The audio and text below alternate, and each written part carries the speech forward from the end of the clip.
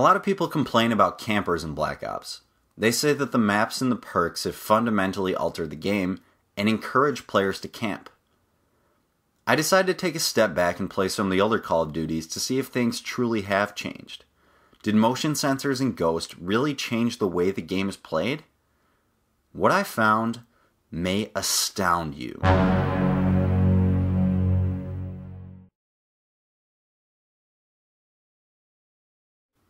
Most people see the camper at face value, a simple-minded, corner-hugging player who's too inexperienced to delve into the action. Sometimes we breach their security systems, sometimes not, but they always remain a mystery. It's only when you take a closer look that you realize camping has nothing to do with your experience as a player. Certain people were simply born to camp. After doing some research, I found that the average camper was born 2 to 3 weeks after their scheduled delivery date. Peculiar, but the statistic was surprisingly consistent in most campers, and it shows that since birth, campers have been overstaying their welcome in one place.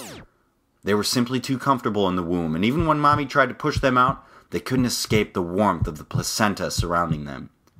This isn't just a gaming phenomenon, camping is a way of life. In kindergarten, they were the ones camping the water fountain. Only when you approached from all the way across the hall would they start drinking. But like the rest of us, they grow up, and their camping skills evolve. When they get their driver's license, they become those people that are already first in line for the parking spot you thought you had. You might shake your head when they kill you in the game, but it's no different when they make you wait for the water fountain, take your parking spot, or say first in the comment box because they've been camping YouTube all day. No, it's not just a gaming thing. Campers are all around us. Have you ever wondered why a homeless person is always in the same spot, never walking around looking for a job? It's not that they're too lazy, it's just that these are the most hardcore camping addicts. They can't do anything but camp, which means they stop showing up for work, stop taking care of their families, stop everything, just to camp. So if people are born campers, and it's impossible to change who they are, how do we adapt to their existence? Well, we have to step inside their mind.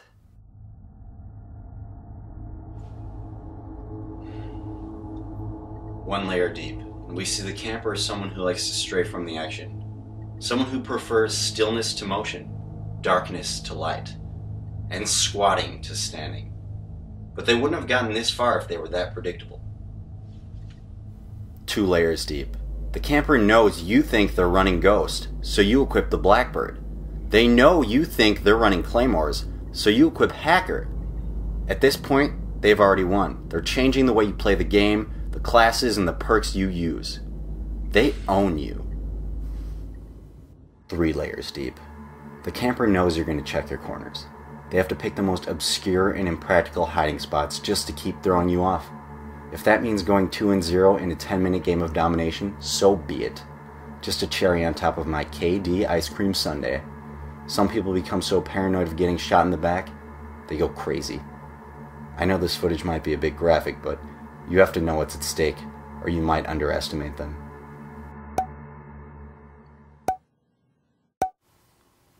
So what did we learn? You have to think based on what you think the camper thinks you're thinking the camper thinks. Inception. I hope this has been helpful. We can fight this plague one camper at a time. Remember, stay one step ahead and stay on the move. It takes years of evolution to defeat a camper. Some of you may feel you're even smart enough already. But I know you're not thinking deep enough, and you're not quite ready, because you never suspected that this whole commentary within a commentary within a commentary has been within a commentary.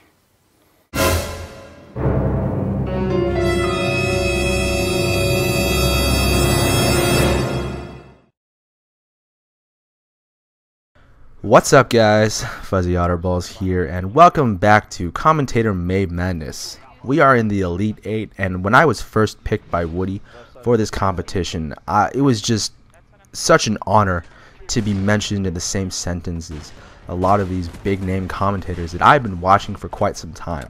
So I was just so happy, and the thing is, now that I've come this far, fuck all that noise, man. I want to win. So Ukrainian Limbs, I love you, bro. I love your content, but I am coming for that sweet ass of yours in this competition.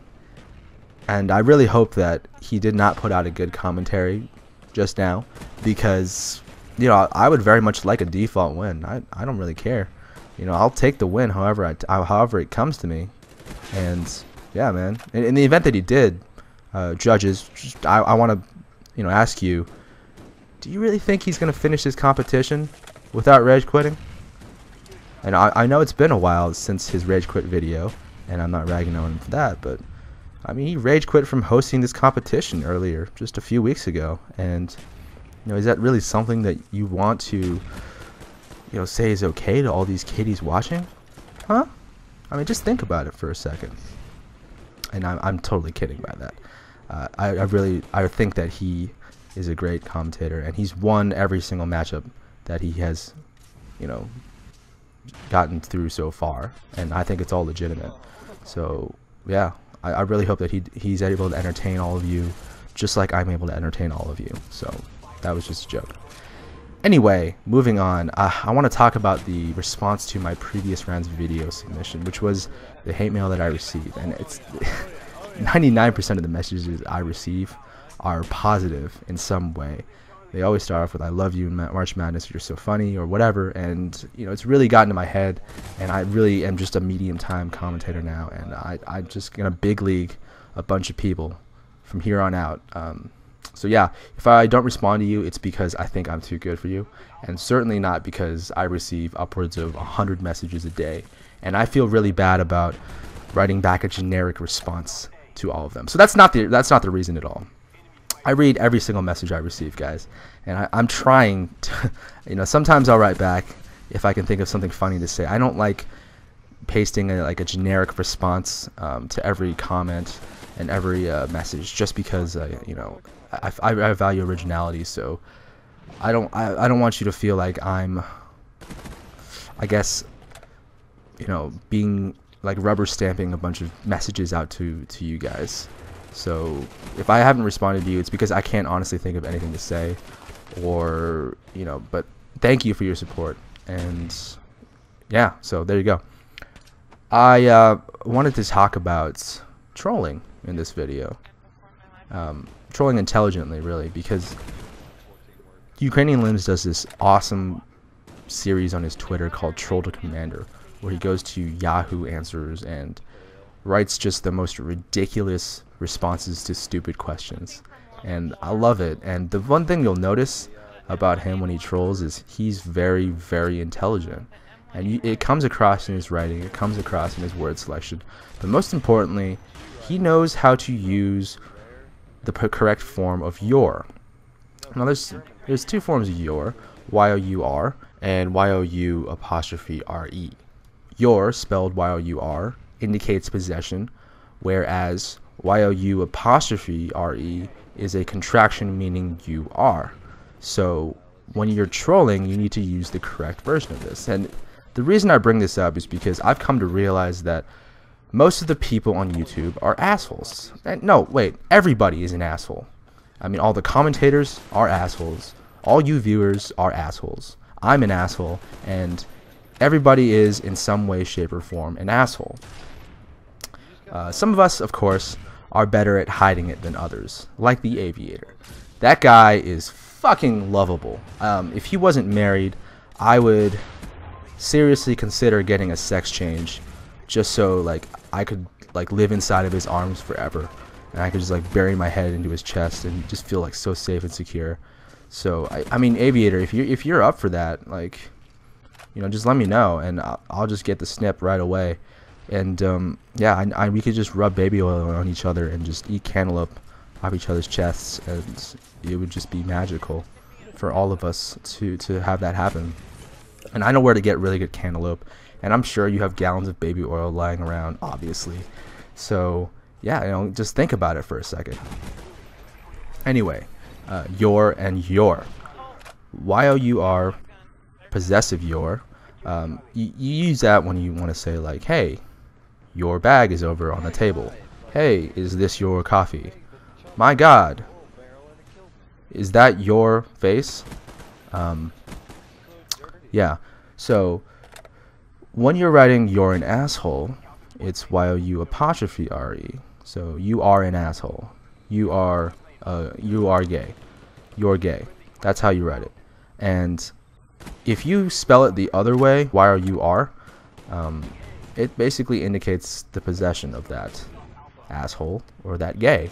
So when you write "you're gay" like this, you're basically saying that I own you as a homosexual slave. I don't agree with slavery, but if you're really just gonna say, hey, I'm gay and I wanna be your slave, like, that's cool with me, dude. So yeah, continue writing like that, man. And that's exactly what it says, like, because I think, hey, is that your glass of water? Is that your bag? Is that your gay? Whose gay is this? It's your gay.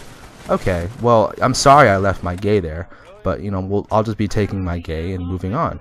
And yeah, so I just hope I've been helpful to a lot of you people who are just budding assholes. And if you just believe in yourself and practice your skill and use the correct form of you too will be a complete asshole like me at some point. So in conclusion, you're gay and I love you all. So talk to you guys later.